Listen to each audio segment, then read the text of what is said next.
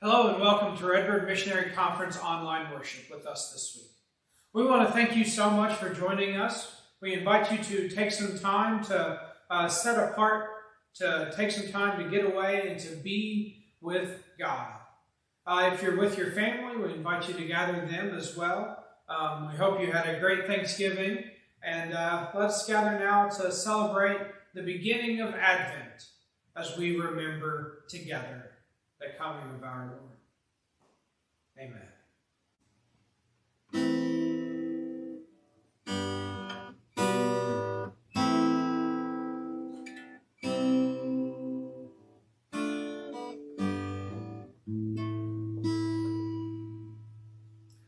O come, Emmanuel,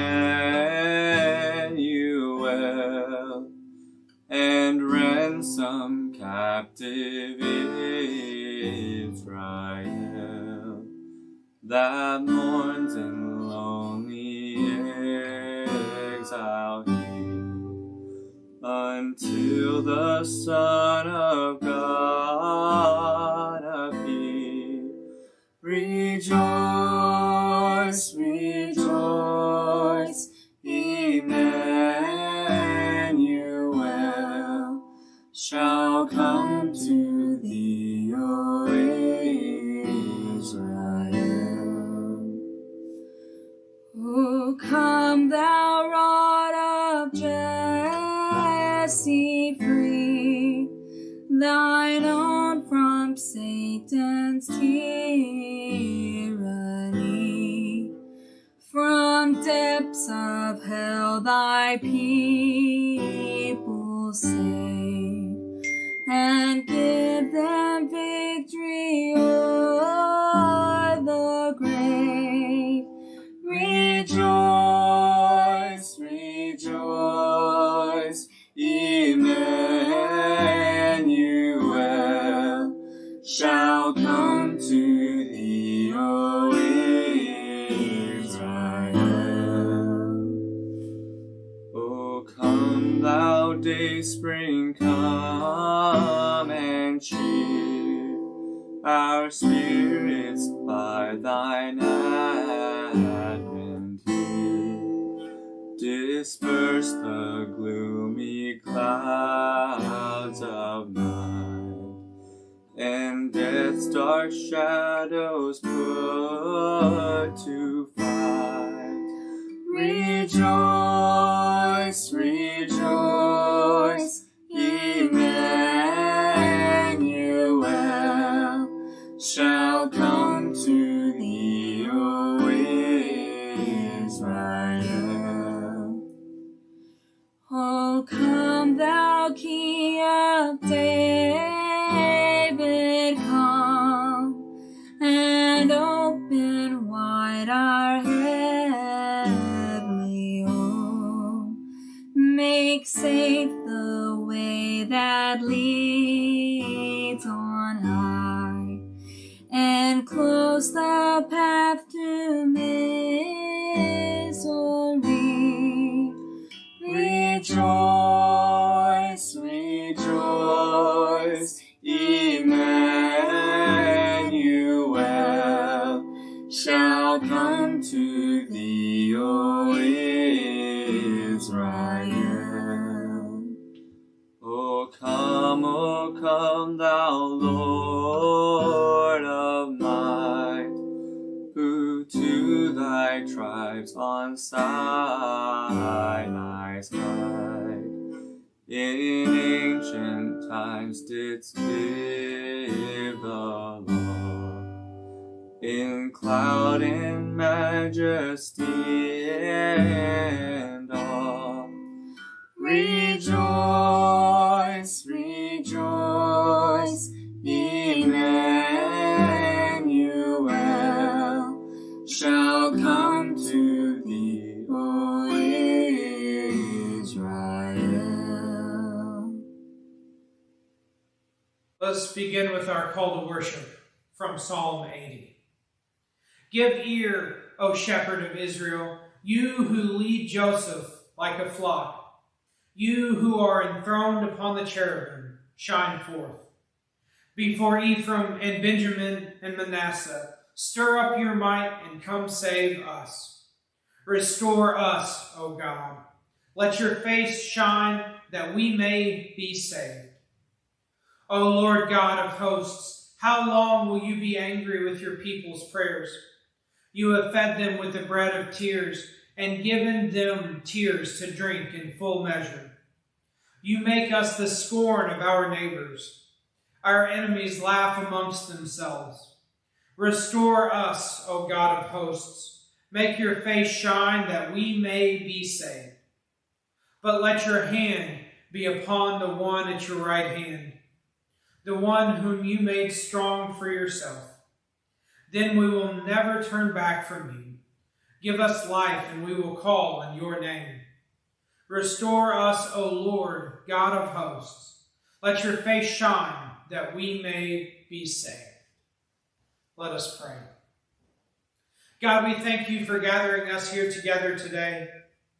We thank you for your Spirit that is poured out upon us, your holy grace that we seek above all things, that your power and your honor is seen in our lives and in the lives of those around us. Bless us today, draw us together, and make our worship holy and pleasing unto you. In the powerful name of Christ we pray. Amen.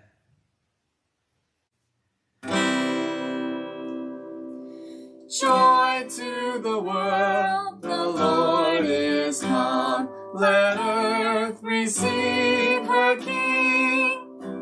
Let every heart prepare him room. And heaven and nature sing. And heaven and nature sing. And heaven and nature sing. Joy to the world, the Savior reigns.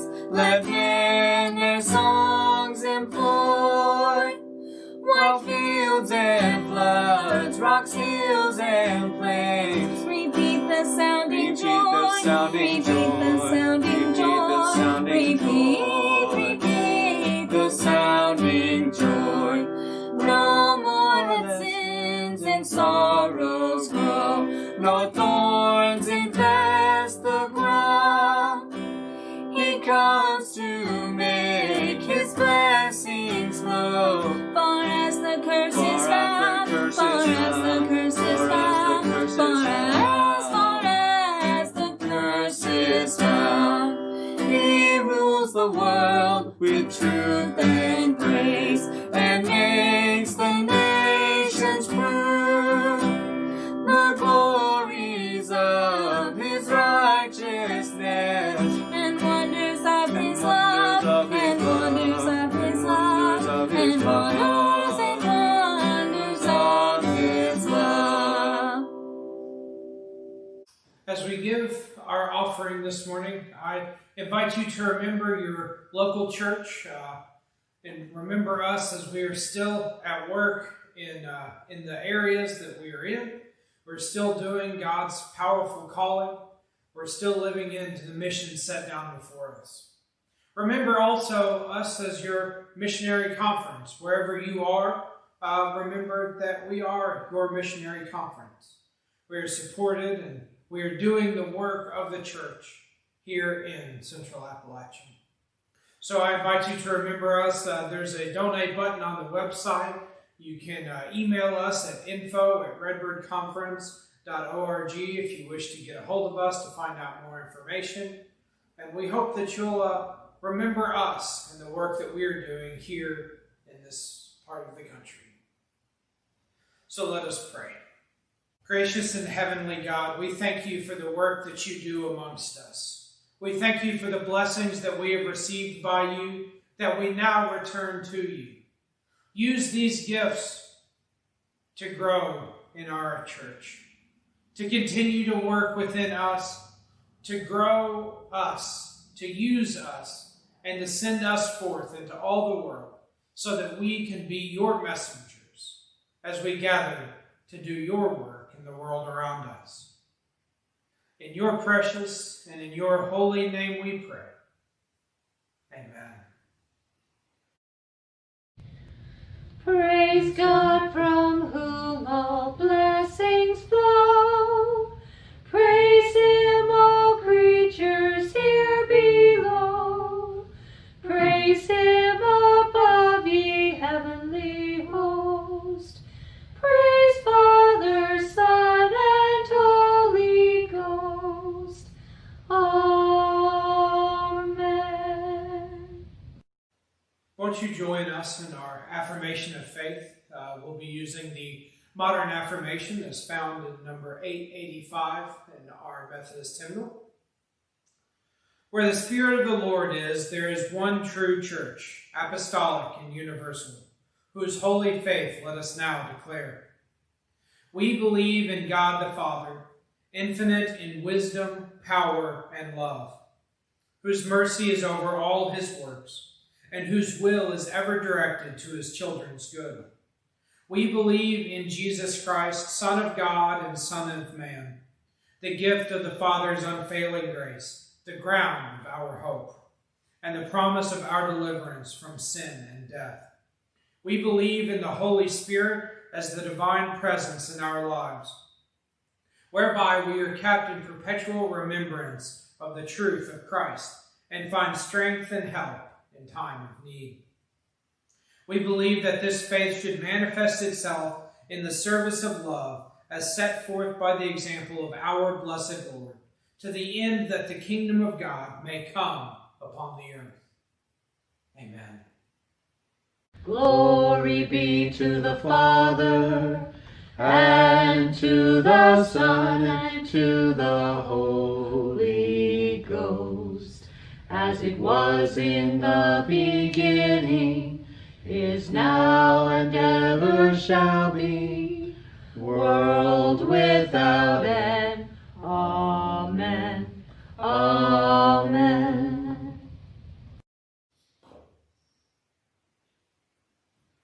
Join us as we gather for our Advent candle lighting. First scripture comes from Isaiah 64, 1 through 9. Oh, that you would rend the heavens and come down, that the mountains would tremble before you, as when fire sets twigs ablaze and causes water to boil. Come down to make your name known to your enemies and cause the nations to quake before you. For when you did awesome things that we did not expect, you came down, and the mountains trembled before you. Since ancient times, no one has heard, no ear has perceived, no eye has seen any God besides you, who acts on behalf of those who wait for him. You come to help of those who gladly do right, who remember your ways. But when we continue to sin against them, you are angry.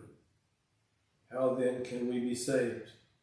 All of us have become like one who is unclean, and all our righteous acts are like filthy rags. We all shrivel up like a leaf, and like the wind, our sins sweep us away. No one calls on your name or strives to lay hold of you, for you have hidden your face from us and made us waste away because of our sins. Yet, O Lord, you are our Father. We are the clay, you are the potter. We are all the work of your hand. Do not be angry beyond measure, O Lord. Do not remember our sins forever. Oh, look upon us, we pray, for we are all your people. From Mark 13:24 through 37. In those days, after the suffering of that time, the sun will become dark, and the moon won't give its light. The stars will fall from the sky, and the planets and other heavenly bodies will be shaken. Then they will see the human one coming in the clouds with great power and splendor. Then he will send the angels and gather together his chosen people from the four corners of the earth, from the end of the earth to the end of the heaven. Learn this parable from the fig tree. After its branches become tender and it sprouts new leaves, you know that summer is near. In the same way, when you see these things happening, you know that He is near, at the door. I assure you that this generation won't pass away until all these things happen. Heaven and earth will pass away, but my word certainly will not pass away. But nobody knows when the day or that hour will come, not the angels in heaven and not the Son. Only the Father knows. Watch out. Stay alert. You don't know when the time is coming. It is as if someone took a trip, left the household behind and put the servants in charge, giving each one a job to do and told the doorkeeper to stay alert. Therefore, stay alert. You don't know when the head of the household will come, whether in the evening or at midnight, or when the rooster crows at early morning or daybreak. Don't let him show up when you aren't expecting and find you sleeping. What I say to you, I say to all, stay alert. If ever there was a year we needed Advent, this is the year. We hardly know how to describe the year we have lived through. We hesitate to reflect on all the mess around us in 2020. All we know is that nothing seems right. Nothing seems like it used to be. Nothing. We need Advent. The prophet Isaiah cried out for us, "Oh, that you would tear open the heavens and come down, to make your name known, so that nations might tremble at your presence. So tear through the mess, O Lord, and come down to us again. We long to be your people, a people of hope." We light this first candle as a sign of our hope. Hope that you can meet us even in the mess of our world. Hope that you still see us, though we feel we are lost in this rubble. Let this light be the guide that brings us to Emmanuel once more. O come, Emmanuel.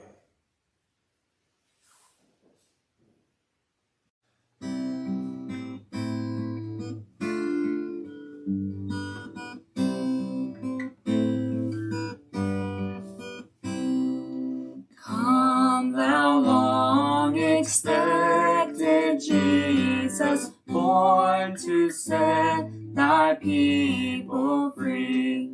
From our fears and sins release us, let us find our rest in thee. Israel's strength and consolation, hope of all the earth thou art, dear desire of every nation, joy of every longing heart. Born thy people to deliver, born a child and yet a king, born to reign in us forever. Now thy gracious kingdom bring, by thine own eternal Spirit, rule in all our hearts alone.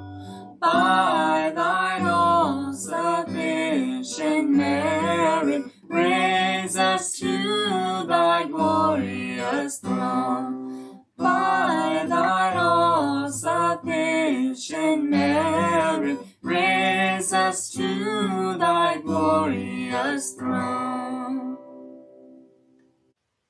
As we move into a time of prayer, I invite you to take this time to share some requests with the people around you. If you're with your family, if you need to, go ahead and take some time to pause the video. You can pause it and just sit and share if you need to, but don't just share your prayer requests. Take time to share where you've seen God, what we call glory sightings. Take some time to share those with the people around you. What prayers have been answered? With Thanksgiving being so nearby, share with what you're thankful for. Share with each other these requests and these joys. And then let us gather in prayer. Let us pray. God of hope, be with us today as we join with your people all around the world as we celebrate the beginning of Advent, this time of here and not yet, this time of preparation and glory, this time of celebration and waiting. Be with us today as we're separated in ways that we wish we weren't. But gather us in one spirit. Gather us together with your hands around us and draw us together as we pray for the people in our lives and of this world.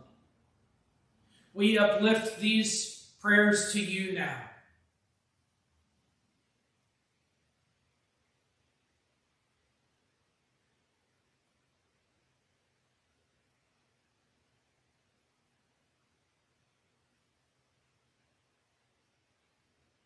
We also uplift these glorious ways that we've seen you at work in the world around us. The prayers that have been answered. The things that we are so thankful to you for. We lift these to you now.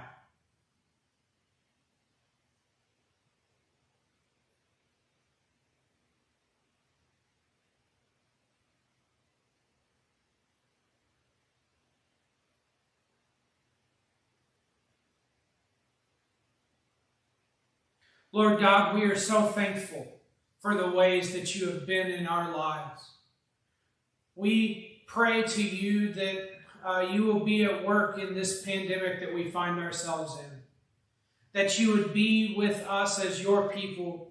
That you would be with us as the great people that you have sent us to be. Send us forth into the world to continue to do your good. Help us to lead others closer to you. Help us to guide others so that they may find your touch upon their lives.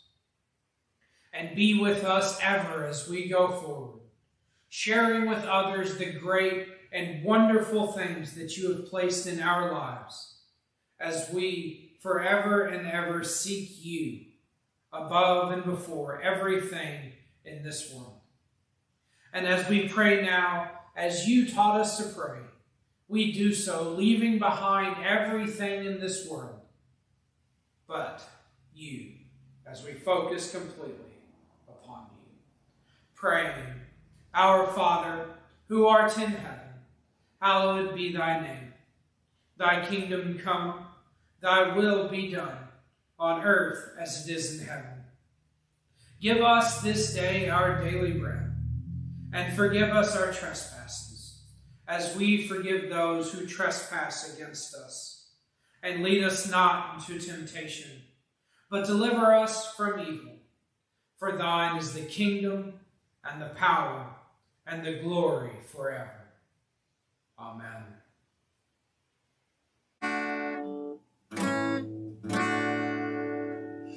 Angels we have heard on high, sweetly singing o'er the plains, and the mountains in reply, echoing their joyous strains.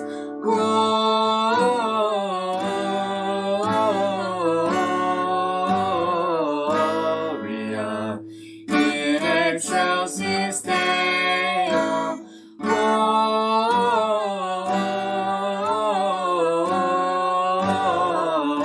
Gloria in excelsis Deo.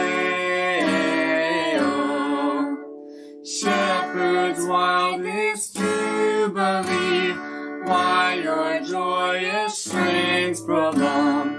What the gladsome tidings be, which inspire your heavenly song. Gloria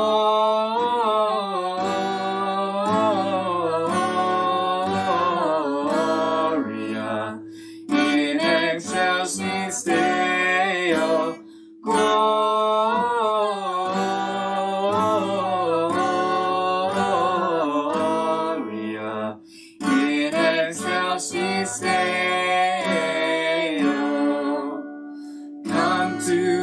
Bethlehem and see him whose birth the angels sing. Come adore on bended knee, Christ the Lord, the newborn King.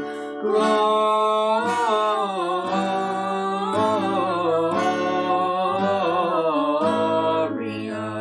in excelsis Deo. Gloria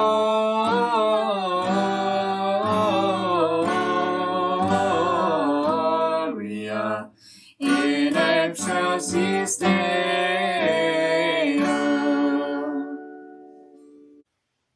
Our scripture this week comes from Mark 13:24 through 37.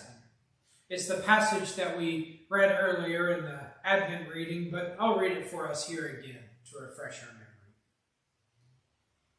In those days, after the suffering of that time, the sun will become dark and the moon won't give its light. The stars will fall from the sky, and the planets and the other heavenly bodies will be shaken. Then they will see the human one coming in the clouds with great power and splendor. Then he will send the angels and gather together his chosen people from the four corners of the earth, and from the end of the earth to the end of the heaven. Learn this parable from the fig tree. After its branch becomes tender and it sprouts new leaves, you know that summer is near. In the same way, when you see these things happening, you know that he's near at the door. I assure you that this generation won't pass away until all these things happen. Heaven and earth will pass away, but my words will certainly not pass away. But nobody knows when that day or hour will come, not the angels in heaven and not the Son. Only the Father knows.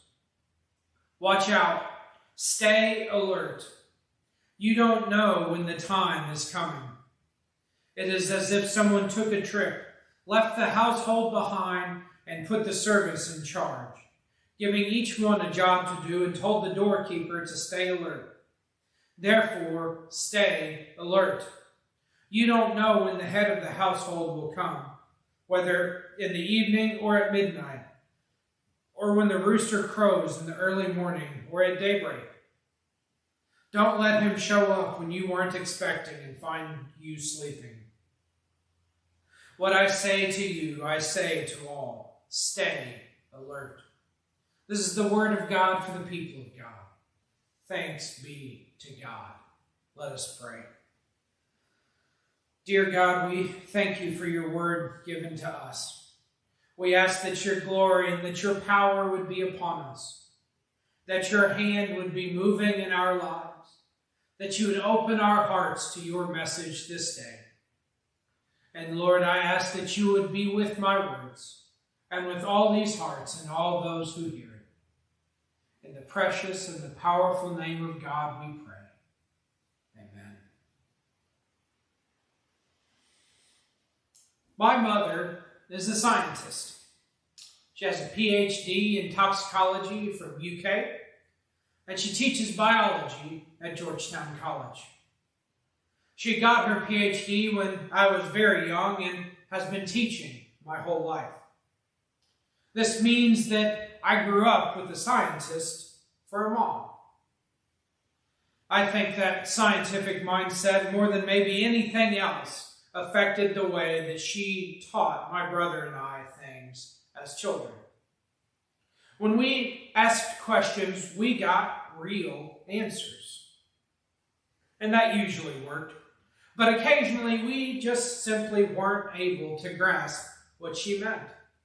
Like when I asked where the sun went at night, and she got out the flashlight, and a tennis ball, and a basketball, and did her best to show me how everything worked like that. And, well, it just didn't make any sense to me at the tender age of 2 years old, or however old I was. But then she told me that God puts the sun to bed, and that I understood. When we asked a question, she usually would demonstrate instead of just telling us the answer. She would take that chance to demonstrate to us. And the thing is, it usually involved a lot more work than if she had just told us the answer. If she had just told us what to do. But she would allow us to do this. Allow us to learn and to grow ourselves, not just from, what we were doing, but also from, her experience and her knowledge. And she didn't just tell us things, but she showed us things.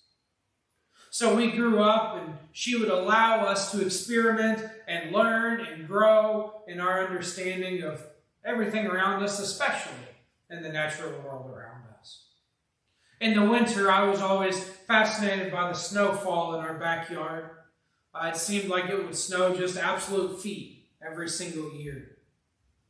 Cover everything so completely.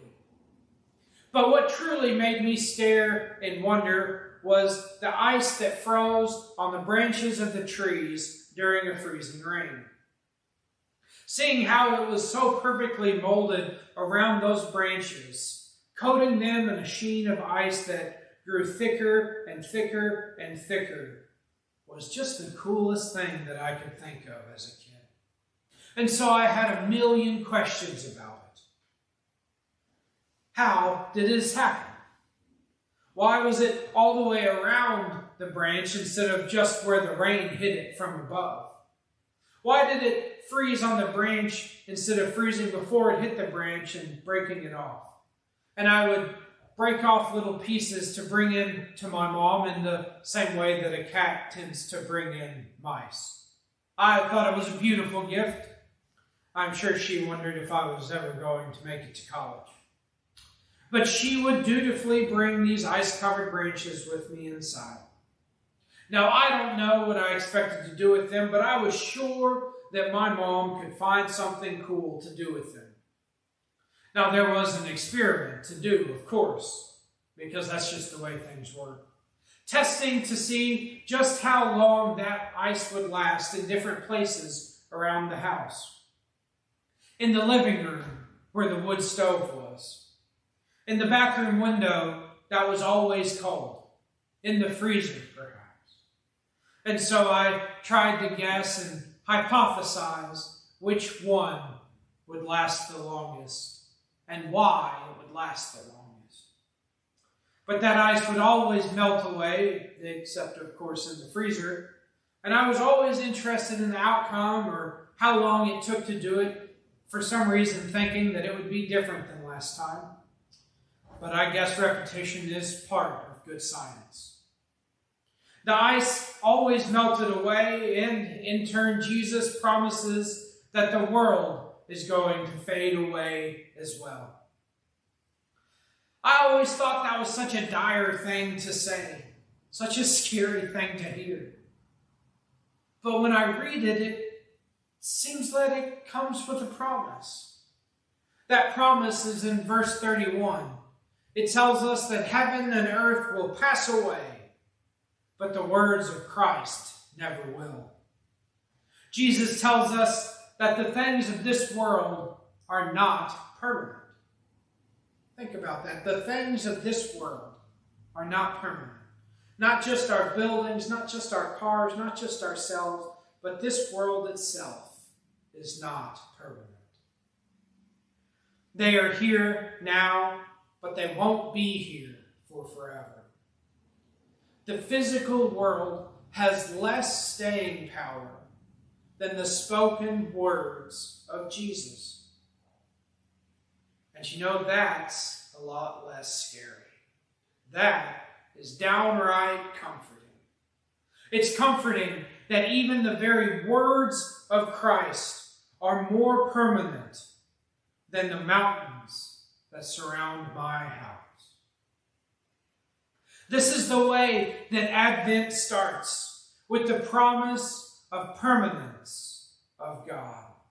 Advent is a strange time of the year for us, the celebration of the coming and the already here. This first Sunday of the month, we celebrate hope, that eternal wellspring that is within all those who follow Jesus. This ephemeral hope that beats within the chest of all those who seek Christ with their lives and sustains us through the darkest and the longest of nights, even this cold time of year. For we know that Christ comes on dawn's swift wings. The hope we have in Christ is a promise. It's not the waiting of a child for Santa on Christmas night. It's not the desire for the rain to fall and to grow the grass in our perfectly manicured yards. It's a promise from God foretelling the coming of our Lord and Savior. This passage today is the same kind of promise, though one that looks different and is for a different age.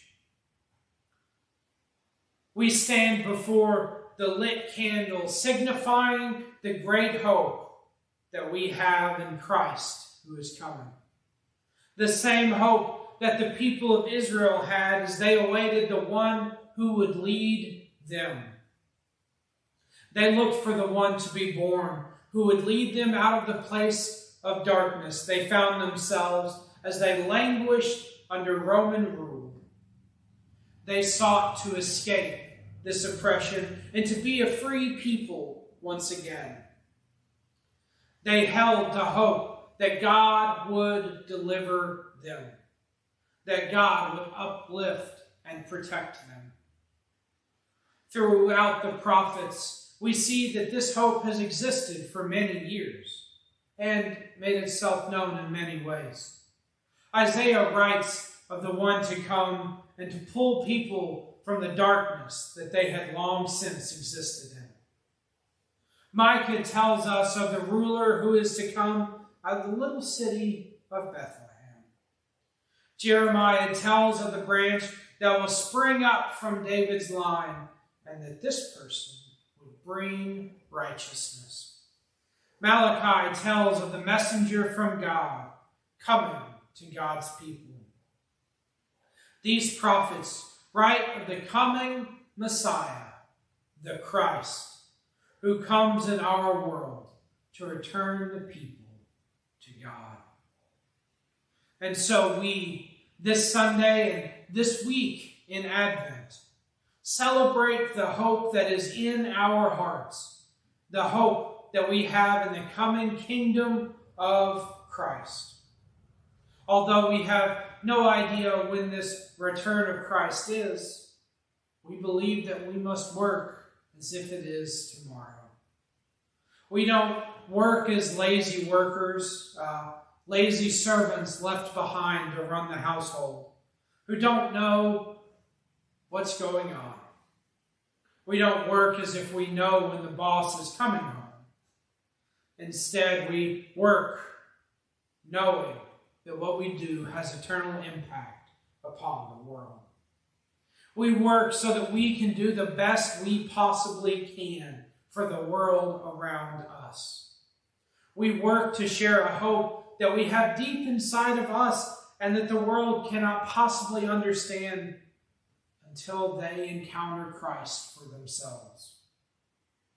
And so we work to make Christ known to all the world so that they can experience this. The hope that we have is so much more than is even possible here on earth. We have a hope that things will change not for us, not just for us, but for the whole world around us. And we don't pass this off as something that's going to happen one day, but instead is something that's happening constantly. It's something that we are building in this world and that Christ is building in our hearts and in the hearts of those that we speak to. Hope is one of the most powerful forces in the world because it helps us to see that what we face is temporary and it cannot possibly stand against the strength of God that is within us. We can stand against anything this world can throw at us, because nothing that this world has to offer can stand up against God.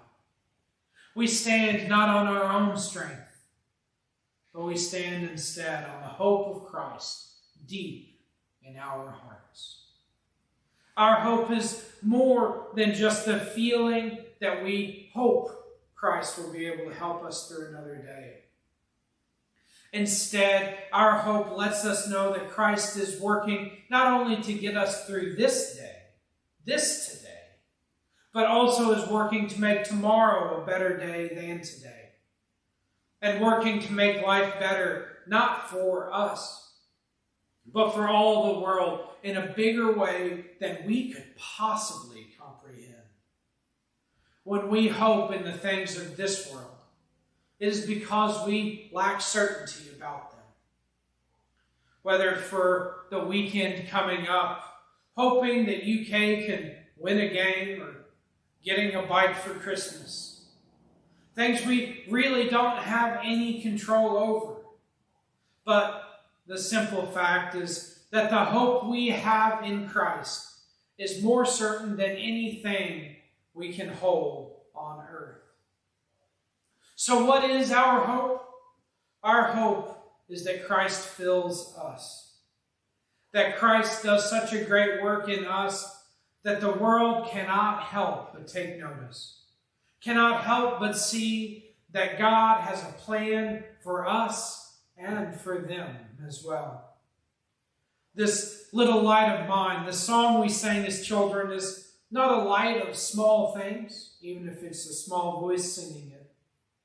It's not just a night light in the dark bathroom keeping the boogeyman away. It's a light over a stormy sea that helps guide the passage of boats as they come home. This little light that we lit on the wreath today is the light that can shine forth into the world and change all that it touches. Because a little hope goes a long way. A little hope that there is brightness to come. A little hope can draw the people out of a multitude of problems. And we have the ability to share this hope with them, to lead people away from the shadows of a life without hope and into the light of Christ. Nearly every problem that we face in this world is a problem of lack of hope or of misordered hope. People turn to drugs because they have no hope that things will get better. People place their hope in money and so begin to crush the lives of those around them in greed. People put their hope in politics and drive away their friends and relatives. People put their hope in themselves and become power hungry. But when we put our hope in God, things are never the same again. Fears fade. Worries cease. Darkness flees before them. We hear the description of the power of our God in this passage today. The way that God moves, the very planets tremble. But we stand with God against the evils that assail us. We lead others into the light, giving them a chance to find hope in something that's so much more than the things of this world. Because we are not a people of the temporary. We know that we are in this world, but we are in no way of this world. We are outside. We are more than. We are the followers of God. And through the world, and though the world may one day melt away like snow, though all the things will pass away at their given time, when our feet are firmly planted upon the words and the works of Christ, we will be that stick set free from the ice that encased it. That ice, that stick that was coated in ice, that ice will melt away, and that stick is set free. Though the world will one day be no more, we know that even the words of Christ are more enduring than this world.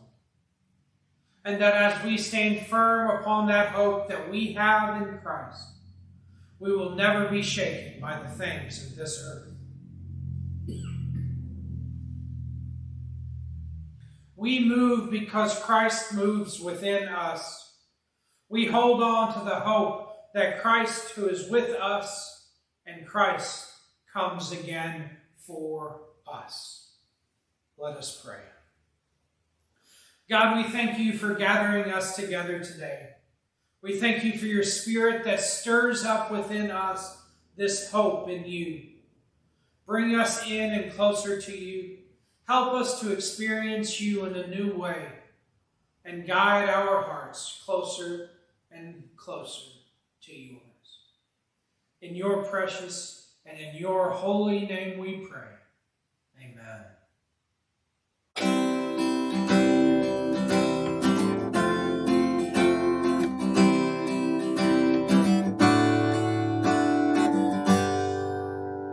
Oh, beautiful star of Bethlehem, shining afar through shadows dim, giving the light to those who long have gone, guiding the wise men on their way unto the place where Jesus lay. Oh, beautiful star of Bethlehem, shine on. Oh, beautiful star of Bethlehem, shine upon us until the glory dawns. Give us the land to light the way unto the land of perfect day. Oh, beautiful star of Bethlehem, shine on. Oh, beautiful star, the hope of light, guiding the pilgrims through the night, over the mountains till the break of dawn, into the light of perfect day. It will give out a lovely ray. Oh, beautiful star of Bethlehem, shine on. Beautiful star of Bethlehem, shine upon us until the glory dawns. Give us the land to light the way unto the land of perfect day. Oh, beautiful star of Bethlehem, shine on. Oh, beautiful star, the hope of rest for the redeemed and good and blessed, yonder in glory where the crown is won. Jesus is now that star divine, brighter and brighter he will shine. Beautiful star of Bethlehem, shine on. Oh, beautiful star of Bethlehem, shine upon us until the glory dawns. Give us the land to light the way unto the land of perfect day. Oh, beautiful star of Bethlehem, shine on.